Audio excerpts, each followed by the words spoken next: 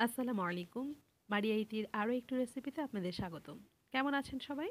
আশা করি সবাই অনেক ভালো আছেন। আলহামদুলিল্লাহ, আমরাও অনেক ভালো আছি।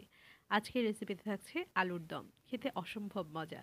ছোটবেলার একটা খুব সুন্দর স্মৃতি আমার এই আলুর দমের সাথে আছে। আলুর দম দিয়ে আমি হচ্ছে গিয়ে শসা, টমেটো, লেবু এগুলো দিয়ে খুব মজা করে খেতাম। স্মৃতিটা আজকে নাই বললাম। তো যাই হোক, আলুর দমটা তৈরি করার জন্য প্রথমে আমি হচ্ছে একটা মশলা তৈরি করে নিব। সেটা হচ্ছে পাঁচফোড়ন। পাঁচফোড়নটাকে আমি একটু টেলে নিব। প্যাকেটের যে পাঁচফোড়ন পাওয়া যায় সেটা চাইলে ব্যবহার করতে পারেন, অথবা যদি আলাদা আলাদা মেথি, কালো জিরা, মৌরি, জিরা আর ধনিয়া থাকে সেগুলোকে একসাথে করে তারপরে হচ্ছে গিয়ে আপনারা একটু টেলে নিলেন। টেলে নেওয়ার পরে হচ্ছে এটাকে একটু গুঁড়া করে নিব। চাইলে পাটায় গুঁড়া করতে পারেন, আবার চাইলে ব্লেন্ডার বা হচ্ছে গিয়ে গ্রাইন্ডার থাকে সেগুলোতেও গুঁড়া করতে পারেন, যেটা আপনাদের জন্য সহজ হয় সেটাই করতে পারেন। তো যাই হোক, আমি এটাকে ব্লেন্ড করে নিয়েছি। এরপরে হচ্ছে আমি এখানে আলু নিয়েছি। আমি নতুন আলু নিয়েছি। নতুন আলুগুলোকে খুব পারফেক্টলি আমি ছিলে নিইনি, মোটামুটি খোসা ছাড়িয়ে ভালো করে নিয়েছি। তো এটাকে আমি সেদ্ধ করব না, আমার কাছে মনে হয় সেদ্ধ করলে এটার মধ্যে মশলাটা খুব ভালো করে ঢুকতে পারে না। তো আমি একদম সরাসরি রান্না করব। তো প্রথমে একটা চুলায় কড়াই কড়াই বসিয়ে দিয়েছি। এর মধ্যে আমি হচ্ছে গিয়ে 1/3 কাপ পরিমাণ তেল দিয়ে দিয়েছি। এরপরে দিয়েছি দুইটা তেজপাতা, একটা দারচিনি, দুই টুকরো এলাচ আর হচ্ছে দুইটা লং। তো এটাকে একটু ভালো করে আমি ভেজে নিব। যখন একটু বুদবুদ হয়ে আসবে এবং সুন্দর একটা ঘ্রাণ বের হবে, তখন হচ্ছে গিয়ে আমি এর মধ্যে দিয়ে দিচ্ছি পেঁয়াজ কুচি। আমি এখানে হাফ কাপের মতো পেঁয়াজ নিয়েছি, অথবা বলতে পারেন বড় সাইজের দুইটা পেঁয়াজকে কাটার পরে যতটুকু হয় একদম বড় সাইজের ততটুকুই নিয়েছি। প্যানটা একটু বড় এই জন্য কম দেখা যাচ্ছে। তো এরপর হচ্ছে আমি কাঁচামরিচ নিয়ে নিয়েছি, আর কাঁচামরিচের জন্য আমি এখানে হচ্ছে 5-6টা কাঁচামরিচ নিয়েছি। আপনারা একটু ঝাল যে যেভাবে খেতে চান সেভাবে খেতে পারেন। আমার হচ্ছে গিয়ে আলুর দমটা একটু ঝাল ঝাল ভালো লাগে। তো এরপর আমি হচ্ছে একটা টমেটোকে দিয়ে দিচ্ছি। টমেটোটাকে আমি একটু কিউব কিউব করে কেটেছিলাম। তো যাতে টমেটোটা যাতে একটু নরম হয়ে যায় এই জন্য একটু লবণ দিয়ে দিয়েছি। তো এরপর আমি বেশ ভালো করে এটাকে একটু নেড়ে চেড়ে দিচ্ছি। এখন আমি নর্মাল যে মশলাগুলো সেগুলো ব্যবহার করব।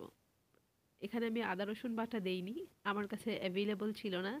তো আমি হচ্ছে হলুদ গুঁড়া, মরিচ গুঁড়া আর হচ্ছে গিয়ে ধনিয়া গুঁড়া এগুলো দিয়ে করেছি। আপনারা চাইলে কিছুটা আদা রসুন দিতে পারেন, তবে আমার কাছে খুব একটা ডিফারেন্ট মনে হয়নি আদা রসুন না দেওয়ার কারণেও। তো যাই হোক, আমি এখানে প্রথমে আলুটা দিয়ে দিয়েছি।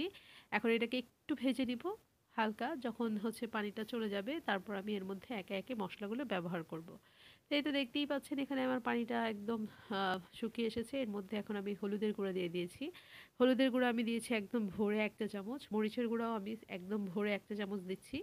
এরপরে আমি হচ্ছে গিয়ে দিয়েছি ধনিয়ার গুঁড়া। আর সবার শেষে আমি একটু গরম মশলার গুঁড়া দিয়ে দিয়েছি। এতে করে খেতে আরও বেশি ভালো লাগবে এবং ঘ্রাণটা অনেক সুন্দর হবে। তো যাই হোক, সব কিছু আমি একসাথে এখন মিশিয়ে নিব। সব মশলা দেওয়া শেষ, আমি এটাকে ভালো করে কিছুক্ষণ কষিয়ে নিব। তো যখন আলুটার উপরে একদম মশলাটা মাখা মাখা হয়ে যাবে এবং ভাজা ভাজা সুন্দর একটা স্মেল আসবে, ঠিক সেই পর্যায় পর্যন্ত আমি ভাজবো। এর পরের মধ্যে আমি পানি দিয়ে দিব। আপনারা চাইলে এখানে গরম পানি ব্যবহার করতে পারেন, তবে আমি আজকে ঠান্ডা পানিটাই ব্যবহার করছি। গরম পানি ব্যবহার করলে জিনিসটা আরও তাড়াতাড়ি হয়ে যাবে। যাই হোক, এখন হচ্ছে কি আমি এখানে পানি ব্যবহার করব। সেদ্ধ করার জন্য যতটুকু পানি প্রয়োজন ঠিক ততটুকুই দিব। আমার এখানে 2 কাপ পানি লেগেছে সেদ্ধ করতে। তো আমি 2 কাপ পানিই দিয়েছি। এখন ভালো করে নেড়েচেড়ে আমি এটাকে ঢেকে রাখবো আর অপেক্ষা করব একদম সেদ্ধ হয়ে যাওয়া পর্যন্ত এবং পানিটাও শুকিয়ে আসা পর্যন্ত। আমি এখানে কোনো গ্রেভি রাখবো না, তবে আপনারা যদি পরোটা অথবা লুচি দিয়ে খেতে চান সেই ক্ষেত্রে কিন্তু কিছুটা গ্রেভি রাখতে পারেন। তবে আমরা হচ্ছে শুধু খাবো, পরোটা দিয়ে খাবো না। আলুর দমটা একদম শুধু রাতের খাবারে খেয়ে নিব। এই জন্যই হচ্ছে গিয়ে আমরা এটা একদম শুকনা শুকনা করব, কোনো ভাত বা কোনো কিছু রাখবো না। তবে এটা চাইলে মুড়ি দিয়ে খেতে পারবেন, খুব মজা লাগে মুড়ি দিয়ে খেতে। তো যাই হোক, এই পর্যায়ে আমার এটা ভালো করে সেদ্ধ হয়ে গিয়েছে, দেখতেই পাচ্ছেন। এখন আমি এই পর্যায়ে ঢাকনাটা খুলে এটাকে হচ্ছে এর গিয়ে মাঝখানে ভালো করে অবশ্যই আমি বেশ শুকিয়ে কয়েকবার নিব। নাড়াচাড়া দিয়ে নিয়েছি। তো মশলাটা ভালো করে সব জায়গায় লাগবে আর কি, তো তখন খেতে আরও বেশি মজা লাগবে। তো এই তো আমি বেশ ভালো করে কয়েকবার নেড়েচেড়ে দিয়েছি। আমার ঝোলটা এখন বেশ খানিকটা শুকিয়ে এসেছে। এই পর্যায়ে হচ্ছে আমি পাঁচফোড়নটা দিয়ে দিচ্ছি। পাঁচফোড়নটা আমি গুঁড়া করে নিয়েছিলাম, সেই গুঁড়া করা পাঁচফোড়নটাই আমি এখন এর মধ্যে দিয়ে দিচ্ছি এবং ভালো করে এটাকে মিশিয়ে নিব। পাঁচফোড়ন দেওয়ার পরে ভালো করে মিশিয়ে যখন হচ্ছে গিয়ে ঝোলটা একদম আলুর গায়ে লেগে যাবে, একদম হচ্ছে গিয়ে সুন্দর করে আলুর দমের সাথে আলুটা একদম মিক্স হয়ে যাবে, ঠিক সেই পর্যায়ে গিয়ে আমি ধনিয়া পাতা ব্যবহার করব। নাহলে একদম পাঁচফোড়নের র ঘ্রাণটা আমার ভালো লাগে না, মানে শুধু পাঁচফোড়নের গন্ধটা ভালো লাগে না, সাথে কিছুটা ধনিয়া পাতা দিলে আরও বেশি সুন্দর লাগে। তো এই তো দেখতেই পাচ্ছেন আমার এখানে হচ্ছে গিয়ে আলুটা বেশ ভালো করে মাখা মাখা হয়ে গিয়েছে। এখন হচ্ছে আমি এর মধ্যে দিয়ে দিব বেশি করে ধনিয়া পাতা কুচি। আবার বলছি, ধনিয়া পাতা কুচিটা ব্যবহার করার চেষ্টা করবেন, এতে করে খুবই মজা পাবেন। একবার এভাবে তৈরি করে দেখুন, আশা করছি আপনাদের ভালো লাগবে। তো এই তো আমার এখানে হচ্ছে কালারটা একটু ডিফারেন্ট আসার কারণ হচ্ছে আমার কিচেনে তেমন ভালো লাইটিং নেই। লাইটিং নেই বলতে আমার কিচেনের লাইটটা অন্যদিকে ঘোরানো। এই জন্য বেশি একটা আলো ছিল না। আমার মোবাইলের যে টর্চ লাইটের মতো সেটা দিয়ে যতটুকু আলো এসেছে। তো যখন আমি আলোর কাছে নিব তখন দেখতে পারবেন এটার কালারটা কিন্তু বেশ সুন্দর হয়েছে এবং খেতেও অসম্ভব মজা হয়েছে। সবাই অনেক বেশি পছন্দ করেছে। এই তো আমার হয়ে গেল এখানে। এখন আমি এটাকে নামিয়ে সার্ভ করে নিব। তো চলুন চলে যাই পরিবেশনে।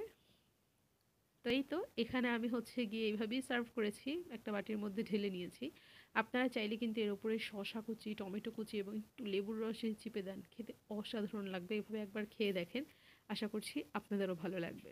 তো আশা করছি আজকের রেসিপিটা আপনাদের ভালো লেগেছে। আজ আর বাড়াচ্ছি না, দেখা হবে অন্য কোনো রেসিপি নিয়ে। ততদিন পর্যন্ত আপনারা ভালো থাকবেন, সুস্থ থাকবেন, আর হ্যাঁ, অবশ্যই আমাদের জন্য দোয়া করবেন। আমরাও আপনাদের জন্য দোয়া করি। আল্লাহ হাফেজ। আসসালামু আলাইকুম।